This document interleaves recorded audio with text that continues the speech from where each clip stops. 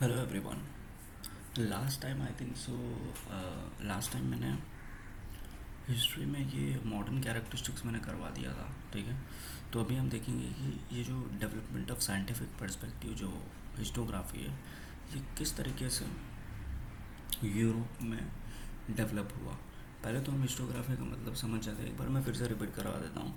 Historiography मतलब ये होता है कि कोई हिस्टोरियन को वो चीज़ मिल जाता है, जैसे कि समझो मुझे कुछ मिला कोई ऑब्जेक्ट, तो वो ऑब्जेक्ट के बेसिस पे मैं कुछ लिखता हूँ कि ये मुझे ये समय पे मिला था, ये ऐसा दिख रहा है वैसा दिख रहा है, मेरे ओन वर्ड्स में।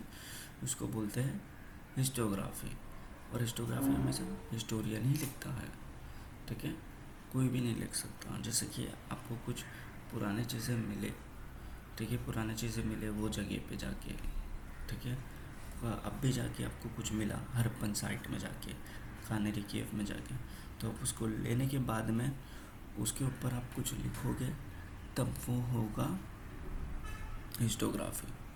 ठीक, फिर उसके बाद आता है development of scientific perspective in Europe and historiography. अभी जैसे कि इसमें क्या लिखा है, till the 18th century common era. ठीक, Europe had achieve a remarkable progress in the field of philosophy and science. देखो, पूरा 18th सेंचुरी तक जो है, मतलब 18th सेंचुरी तक यूरोप जो है, यूरोप कंट्रीज़ में आ जाता है तुम्हारे कनाडा, यूनाइटेड किंगडम, यूएसए, ये सब आ जाते हैं। तो ये सब जो कंट्रीज़ थे, ये फिलोसॉफीज और साइंस के सब्जेक्ट में प्रोग्रेस कर चुकी थी 18th सेंचुरी तक। अभी क्या चल रहा है, 21वां सेंचुरी। तो 18th सेंचुरी तक मतलब 1919 तक, 99 तक फिलोसॉफी और साइंस में लोग आगे बढ़ चुके थे। तो scholars by then come to believe in the possibility of studying studying the social and historical truths by applying scientific methods। तो स्कॉलर्स को वहाँ पे जाके वो लोग को बिलीव होने लगा और कि हम स्टडी कर सकते हैं सोशल और हिस्टोरिकल ट्रूथ के ऊपर साइंटिफिक मेथड को अप्लाई करके। ठीक है, तो क्योंकि ऑलरेडी फिलोसॉफी और साइंस में ऑलरेडी प्रोग्रेस हो गया था, तो वहाँ के स्कॉलर्स लोग को भरोसा होने लगा कि हम साइंटिफिक मेथड को अप्लाई करके जान सकते हैं हिस्टोरिकल ट्रूथ्स को। ठीक है, so now the philosophical discussion focused more on the objective in the history and historiography.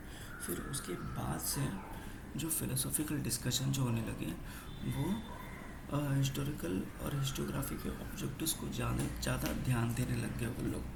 ठीक है, क्योंकि पहले फिलोसॉफी और जो भी चीज़ होता था उसको साइंस और फिलोसॉफी की नज़र से देखा जाता था, पर अभी वो लोग हिस्ट्री और हिस्टोग्राफी की नज़र से देखने लग गए।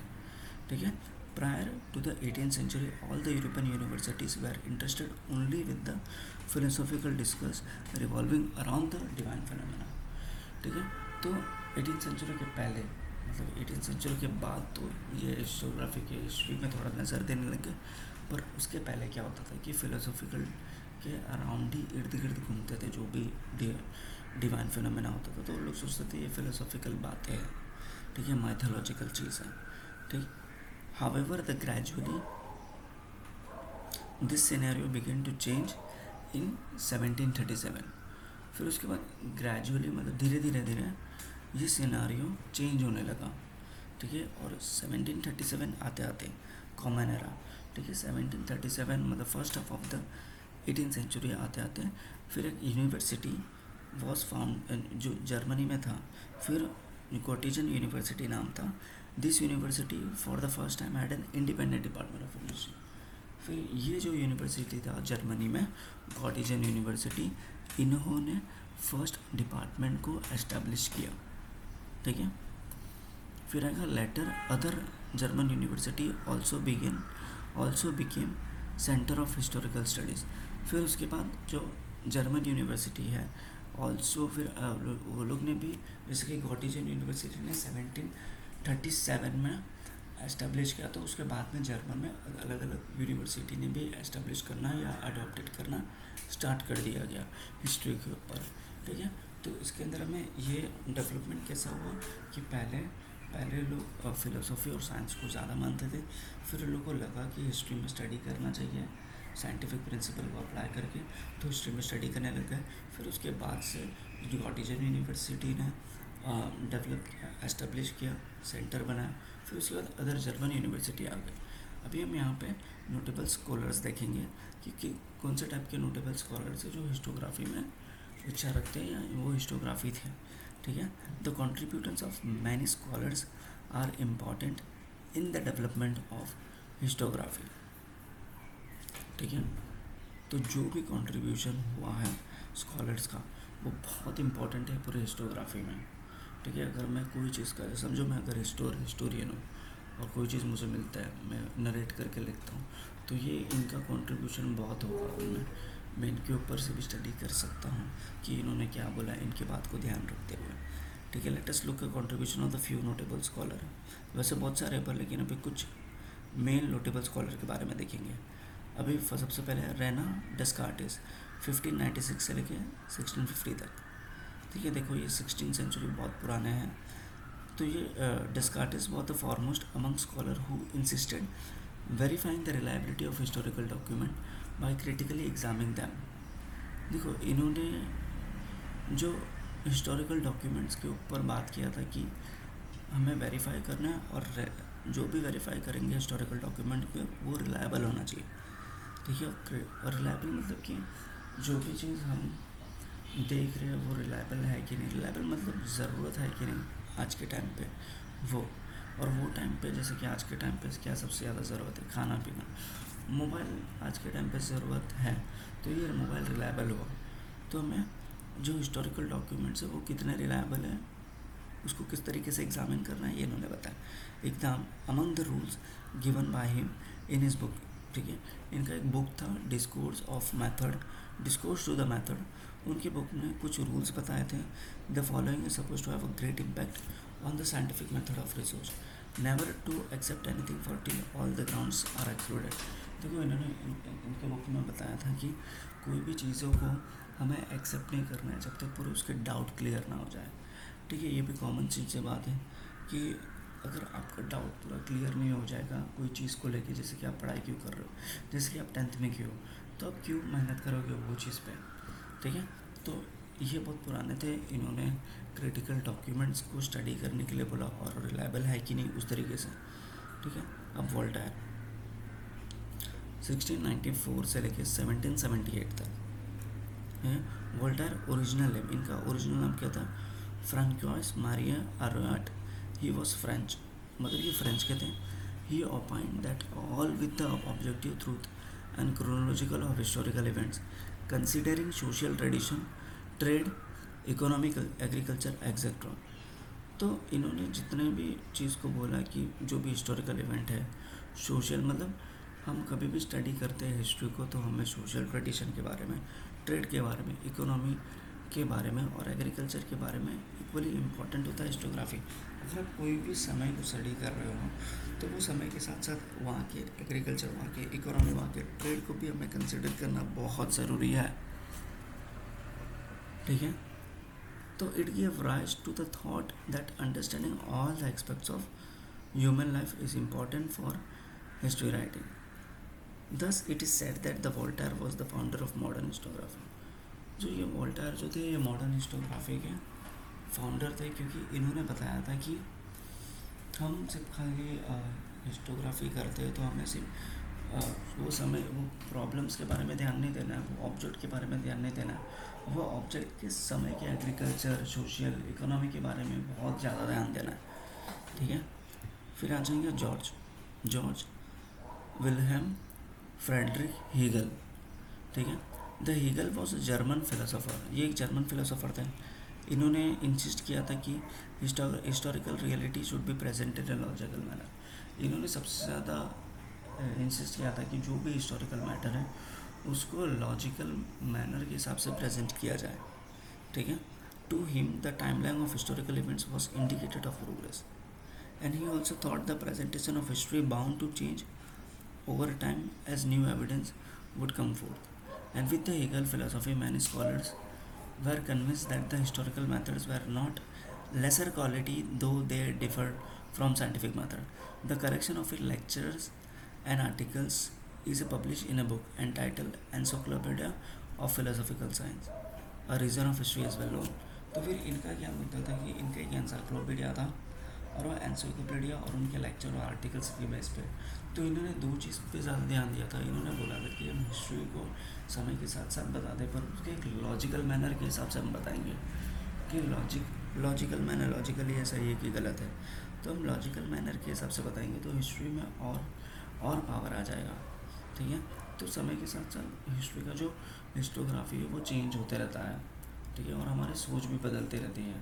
तो आज के टाइम पे हम 19वीं सेंचुरी और 18वीं सेंचुरी की बातें को मान सकते हैं पर लेकिन आगे जैसे कि 2050 के लोग 18वीं सेंचुरी को देखेंगे तो उन लोगों को झूठ लगेगा वो सब चीज़. ठीक है. फिर उसके बाद है Leopold von रैंकी.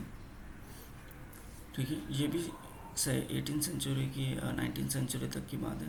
Historiography of the 19वीं century was greatly influenced by the thoughts of Leopold von Ranke of Berlin university. He spoke about the critical method of historical research.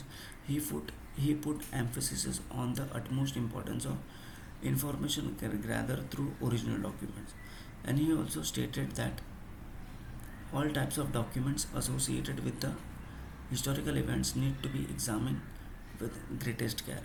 And he believed that with this method it was possible to reach historical truth. He criticized imaginative narration of history and collection of his article is published 2 books, The Theory and Practice of History and Secret of World History. देखो इन्होंने क्या बताया था कि ये Berlin university के थे. इन्होंने ये बताया था कि जो हिस्टोरिकल मेथड है ठीक है जो इमेजिनेशन नरेटिव के बेसिस पे भी जा सकता है. जैसे कि आज के टाइम पे कोई हिस्टोग्राफी लिख रहा है तो वो उसके अपने इमेजिनेशन के हिसाब से लिख रहा है. ठीक है. फिर उसके बाद है कार्ल मार्क्स. ठीक है. तो कार्ल मार्क्स एक सोशियोलॉजिस्ट है बहुत बड़े. तो इनका कैसा है कि in the latter of the 19वीं century a new school of thought arise keeping in view the new thesis formulated by Karl Marx. ठीक है. लेटर ऑफ द 19वीं सेंचुरी कार्ल मार्क्स का एक न्यू थीसिस स्टार्ट हो गया था. According to the Karl Marx history was not about abstract ideas it was about living people. देखो इन्होंने क्या बोला हिस्ट्री एब्स्ट्रैक्ट आइडियाज़ नहीं है. हिस्ट्री मतलब वो चीज़ है जो रियल है जो हमारे लिविंग को दर्शाता है. हम किस तरीके से लोग रहते थे और अभी हम कैसे रह रहे हैं. Human relationship are shaped by the fundamental needs of people and ownership as well as the nature of prevalent means of production to meet those needs. The accessibility of this means different strata of the society may not be equal, and this inequality causes a division of society into classes, leading to class struggle. According to the देखो इन्होंने क्या बताया कि एक class system बताया कि हमारा जो सोसाइटी जो है ना वो क्लास में बढ़ाया गया और उस हिसाब से लोग एक्ट करते हैं. ठीक है. आप अगर अमीर हो तो आप अमीर के जैसा एक्ट करोगे तो आपके पास इतनी प्रॉपर्टी रहेगी. आप गरीब हो तो आपको मेरे जैसा एक्ट करोगे. तो हम क्लासेस में स्ट्रगल देख रहे हैं ना. तो हिस्ट्री हमें ये बताता है कि किस तरीके से पहले के टाइम पे भी क्लास स्ट्रगल होते थे और वो अभी तक है. फिर उसके बाद आएगा एनएलएस स्कूल्स. अब ये स्कूल्स जो था give a new direction to history writing. It was recognise not the history is not only with the political events great leaders according to diplomacy but also the climate of the local. तो ये school हमें ये बताता है कि history जो है सिर्फ खाली किंग्स के हिसाब से नहीं चलता था वो तुम्हारी लोकल सोसाइटी के हिसाब से भी चलता है. ठीक है. वॉर्स हो गया टेक्नोलॉजी होगा इस हिसाब से भी होता है. ठीक है. फिर फेमिनिस्ट हिस्टोग्राफी कुछ मतलब वुमेन्स हिस्टोग्राफी ह्यूमन हिस्टोग्राफर आए. फिर माइकल फोकाल्ट. देखो तो ये माइकल फोकाल्ट का कुछ अलग ही थियरी है. द फ्रेंच हिस्टोरियन 20वीं century Michael Foucault brought a new concept of historiography अपने बुक में archaeological of knowledge the prevailing of practice historical chronological order is not right. He driven attention the fact that मतलब इन्होंने Michael फोकाल्ट ने क्या बोला कि chronological order में जो हम हिस्ट्री पढ़ते हैं वो राइट नहीं है. हमें ट्रांजिशन पे ज़्यादा ध्यान देना पड़ेगा. जैसे कि पुराने टाइम पे मोबाइल नहीं था पर हमने लेटर से कैसे ट्रांसलेट किया वो सबसे ज़्यादा इंपॉर्टेंट है. ठीक है. इन्होंने ये चीज़ पे ज़्यादा जोर दिया. ठीक. तो चैप्टर ऐसे करके पूरा ख़त्म कर दिया गया मैंने. तो ये सब जो क्वेश्चन आंसर है वो आप कर लेना।